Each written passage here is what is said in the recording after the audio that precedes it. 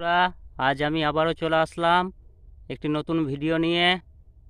Danger sound YouTube channel থেকে সকলকে আবার স্বাগত। দেখতে থাকো। আজকে একটি নতুন 30-এর সন্ধান দেবো, নতুন 30 চেকিংয়ের ভিডিও দেবো। ফুল রেডি ডেগ মিস্ত্রি বাপি সাঁতরার হাতের তৈরি নিউ 30। অ্যাড্রেস হচ্ছে সারগড়িয়া, শীতলাতলা। এটা হচ্ছে পূর্ব বর্ধমানের মধ্যেই পড়ে। এর অ্যাড্রেস হচ্ছে, কেউ যদি ভাড়া করতে চাও পুরো ডিটেলস দিয়ে দিচ্ছি।